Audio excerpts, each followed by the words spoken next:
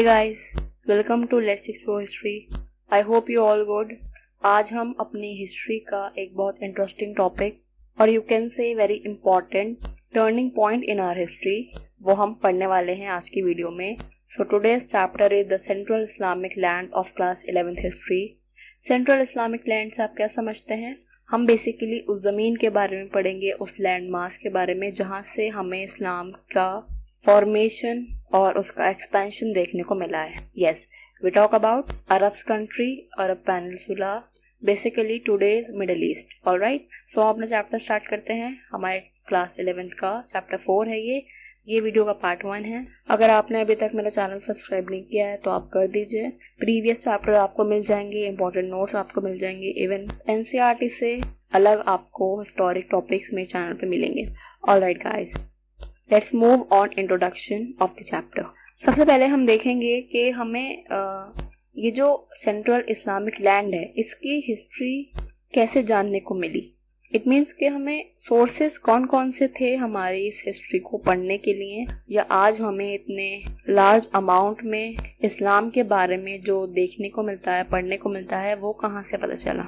So basically हमारे sources हैं chronicles और सेमी हिस्टोरिकल वर्क, जैसे कि बायोग्राफीज. पुराने ज़माने के लोगों ने, जो उस वक्त पे लोग उस सोसाइटी में थे या उस एरिया में थे, उस लैंडमार्क पर थे, जब उन्होंने इस्लाम का स्टैब्लिशमेंट देखा या उसका उदय देखा, तो उन लोगों ने अपने राइटिंग्स में इसके बारे में लिखा है. उस टाइम पीरियड में जो सिचुएशन क्रिएट हुई थी उसके बारे में लिखा है, तो वो हमें पता चलता है क्रॉनिकल्स से. सेकेंड थिंग इज रिकॉर्डिंग और records of doing of profit. Now profit कौन है? नबी, ठीक है, जिनको मुस्लिम्स में नबी कहा जाता है या रसूल कहा जाता है. अगर मैं आपको बताऊं, सो वो होते हैं प्रॉफिट, जो कि मैसेंजर होते हैं बेसिकली गॉड के. तो उन्होंने जो इस्लामिक आइडियाज को लोगों तक पहुंचाया था, वो इस्लामिक सेइंग जो थी उनकी, या इस्लाम के लिए उनका वर्क जो वो काम करते थे, वो इन सब चीज़ों के रिकॉर्ड्स, ये भी एक काफ़ी अच्छा सोर्स है. Third thing is commentaries on Quran. Again, Quran is holy book of Muslims. So उसमें जो कमेंट्रीज हैं उनसे हमें इस्लाम के बारे में पता चलता है. नाउ ये 3 हमारे मेन सोर्सेज हो गए, लेकिन इसके अलावा हमें और भी कुछ ऐसे सोर्सेज हैं या कुछ ऐसे वर्क्स हैं जिनसे हमें इस्लाम के बारे में पता चलता है, एंड वो है क्रिश्चियन क्रॉनिकल. नाउ ये जो क्रॉनिकल्स होंगे ये मुस्लिम्स के होंगे, मुस्लिम्स ने लिखे होंगे, उनके द्वारा कलेक्ट किए गए होंगे. अब हम यहाँ बात करते हैं क्रिश्चियन क्रॉनिकल्स की, ठीक है, और जो कि मोस्टली सीरियक लैंग्वेज में लिखे गए होते हैं. ये एक डायलेक्ट है अरामिक लैंग्वेज का, ठीक है. सो इस लैंग्वेज में ये क्रॉनिकल्स रिटन होते थे और ये काफ़ी इंटरेस्टिंग पॉइंट्स को दिखाते थे जो कि अर्ली इस्लाम की हिस्ट्री में देखने को मिले थे.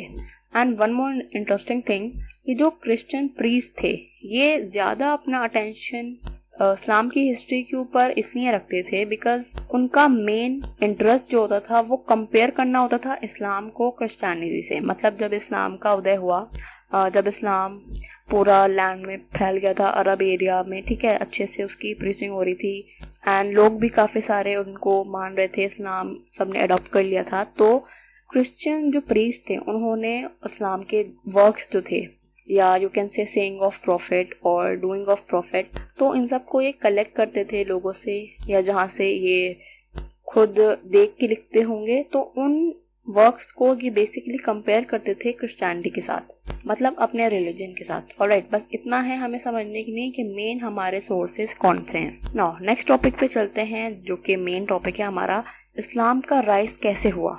Yes, the rise of Islam in Arabia, और इसमें हम फेथ, कम्युनिटी एंड पॉलिटिक्स के पर्सपेक्टिव से उसको पढ़ेंगे. सो अगर टाइम पीरियड की बात की जाए तो अराउंड 612 और 32 इस टाइम पीरियड के ड्यूरिंग प्रॉफिट मोहम्मद, इन्होंने एक सिंगल गॉड की वर्शिप को प्रीच किया, ठीक है, उसको फैलाया. एंड सिंगल गॉड अल्लाह, ठीक है, जो मुस्लिम्स रिलीजन में माना जाता है. एंड उन्होंने बताया कि आप एक सिंगल कम्युनिटी ऑफ बिलीवर्स की मेंबरशिप में ज्वाइन हो जाएं, मतलब जिसको उम्मा कहते हैं, ठीक है, और उम्मत can say. So basically profit Mohammad ने जो प्रीचिंग स्टार्ट की है वो ड्यूरिंग 612 AD का टाइम है. ऑलराइट, एंड जो मेन फोकस था वो वर्शिप ऑफ सिंगल गॉड, उस पर होता था. नाउ अगर प्रॉफिट मोहम्मद की बात करें तो ये बाय बर्थ अरब थे, ठीक है, इनकी लैंग्वेज अरब थी, कल्चर अरब्स का ही था, लेकिन जो प्रोफेशन था इनका, प्रोफेशनली ये एज अ मर्चेंट थे। ऑलराइट। एंड अरब्स की अगर बात बताऊं आपको, तो अरब्स जो सोसाइटी थी, जो वहाँ का कल्चर था, वो एक कुछ ऐसा था कि वो ट्राइब्स में डिवाइड रहते थे। इससे क्या मतलब है, अरब्स जो थे वो ट्राइब में डिवाइडेड थे, मतलब अलग अलग ट्राइब्स मिलके एक होल रीजन पे रहते थे, ठीक है। एंड ट्राइब को यहाँ कबीला कहा गया है, आपके बुक में भी मेंशन है, कबीला कहते थे। It's an Urdu word you can से, जो कि एक चीफ लेड करता था, मतलब उस कबीले का सरदार, ठीक है, उसका हेड। एंड इंटरेस्टिंग थिंग, इस्लाम से पहले की ये बात हो रही है, हर ट्राइब का एक अलग ही गॉड या गॉडेस होता था जिसकी वो पूजा करते थे। ये इस्लाम के पहले की बात हो रही है, ठीक है। अरब्स में क्या सिचुएशन थी और किस तरह सोसाइटी डिवाइडेड थी। काफी सारे अरब ट्राइब जो थे वो नोमैडिक थे, एंड कुछ सेटल डाउन भी थे सिटीज में, जो कि ट्रेड और एग्रीकल्चर को प्रैक्टिस करते थे, मतलब सेटल भी थे एंड अनसेटल भी थे, दोनों ट्राइब्स वो मिलके रहते थे, ठीक है। एंड अगर प्रॉफिट मोहम्मद की बात करें, उनका एक खुद का ट्राइब था जिसका नाम है कुरैश, ठीक है जी। तो कुरैश इनका खुद का ट्राइब था, जिस ट्राइब से प्रॉफिट मोहम्मद बिलोंग करते थे, और ये कहाँ रहते थे, मक्का में, ठीक है, अरब में मक्का, उस जगह पर ये रहते थे। एंड इनकी पोजीशन काफी अच्छी थी इस ट्राइब की। सो ये जो काबा है, जो मक्का में मेन श्राइन है, उसको कंट्रोल करते थे, ठीक है, जहाँ पर आज भी पिलग्रिमेज होता है, ठीक है, सऊदी अरब में है प्रेजेंट डे में। सो उसी काबा, वो जो मेन श्राइन था उसका मक्का में प्रेजेंट, तो उसको ये कुरैश ट्राइब कंट्रोल करती थी ना। ऐसा नहीं है कि जो ट्राइब इसको कंट्रोल कर रहा है काबा को, वही इस पे सारे राइट्स रखता है, ऐसा नहीं था, वही उस पे जाके वर्शिप कर सकते थे, ऐसा नहीं है। काफी सारे ऐसे ट्राइब जो कि आउटसाइड रहते थे मक्का के, वो भी काबा को एज अ होली श्राइन मानते थे, और वो एनुअली पिलग्रिमेज करते थे, जिसको हज कहते हैं। आपने ये वर्ड जरूर सुना होगा, आज के टाइम पे भी पिलग्रिमेज होता है। सो ये तभी से हो रहा है। नाउ मक्का की एक काफी अच्छी ज्योग्राफिकल लोकेशन की अगर हम बात करें, तो काफी अच्छी लोकेशन है। मक्का जो था वो एक क्रॉस रोड पे लोकेटेड था, जो कि यमन एंड सीरिया के बीच में ट्रेड रूट था, ठीक है। उस ट्रेड रूट पे बीच में क्रॉस रोड पे मक्का सिचुएटेड है या लोकेटेड है। सो इससे काफी अच्छा इम्पोर्टेंस सिटी का पड़ता है, या उस पर काफी एनहांस होता है सिटी का। मतलब आप ये समझ सकते हो, जब पहले के टाइम पे ट्रेड होता था, तो वो जो ट्रेड रूट था, जैसे कि यमन और सीरिया के बीच में यहाँ पे बताया हुआ है मक्का सिचुएटेड है। सो जब भी कोई कारवां या ट्रेडर्स का ग्रुप जब वहाँ से क्रॉस करता था, मक्का से गुजरता था, तो वहाँ पर वो स्टे करते थे, या फिर जो पीपल्स ऐसे होंगे जो कि काबा में भी जाना चाहते होंगे उस श्राइन को देखने या वर्शिप करने के लिए, तो वो भी एनुअली वहाँ पर जाते होंगे। तो इस तरीके से मक्का की काफ़ी इम्पोर्टेंस है इसकी लोकेशन के बेस पर। नाउ क्या होता है, जो स्टार्टिंग होती है इस्लाम की, वो बेसिकली 612 से शुरू होती है। 612 के अराउंड प्रॉफिट मोहम्मद, जो कि इससे पहले प्रॉफिटहुड उन पर नहीं थी, मतलब इससे पहले वो प्रॉफिट नहीं थे। सो उन्होंने खुद को डिक्लेयर कर दिया as a messenger of God, ठीक है। 612 की ये बात है, उन्होंने खुद को मैसेंजर ऑफ गॉड डिक्लेयर कर दिया, और उन्होंने इस बात को प्रीच किया, उस बात को फैलाया कि सिर्फ अल्लाह, यानी कि जो सिंगल गॉड है, उन्हीं की वर्शिप करो, only Allah alone should be worshipped, ऐसा इनका कहना था। और यहाँ से इनकी प्रॉफिटहुड शुरू हुई। नाउ जिन लोगों ने, जो इनके फ्रेंड्स हो गए, फ्रेंड सर्कल्स, या फिर जो इनको मानने वाले होंगे मोहम्मद को, प्रॉफिट मोहम्मद को, तो उन्होंने खुद को और अपनी फैमिली को worship of God, single God, ये एक्सेप्ट कर लिया, ठीक है। और जिन्होंने ये एक्सेप्ट किया इस डॉक्ट्राइन को, उनको मुस्लिम्स कहा जाता है, जो सिंगल गॉड की वर्शिप करते हैं। लेकिन not everyone accept this doctrine, हर किसी ने ऐसा नहीं किया, क्योंकि काफ़ी सारे ऐसे लोग भी थे मक्का में जो कहते थे कि ऐसे कैसे आप प्रॉफिटहुड की अपनी बात कर सकते हैं, या सिंगल गॉड की वर्शिप हम क्यों करें, हम अपने वही आइडियल वर्शिप हम जो करते थे उसी को करेंगे। इनके खुद के गॉड एंड गॉडेसेस थे सभी ट्राइब्स के। तो जिन लोगों ने उनको नहीं माना या सिंगल गॉड की वर्शिप नहीं मानी, उनके साथ प्रॉब्लम की वजह से, या उनके साथ अनस्टेबिलिटी क्रिएट ऐसा ना हो जाए, या सिविल वॉर की कंडीशन ना हो जाए, तो इसलिए प्रॉफिट मोहम्मद ने माइग्रेशन किया, ठीक है। वो उनको फोर्स हो गया था, ज़बरदस्ती उन्हें अपना बर्थ प्लेस छोड़ के जाना पड़ा इन्हीं सारी सिचुएशन की वजह से। ठीक है, यानी माइग्रेशन कब किया? 622। ठीक है, 612 में आप देख रहे हैं कि इस्लाम का बेसिकली इस्टेब्लिशमेंट हुआ, उसकी नींव रखी गई, उसका उदय हुआ है।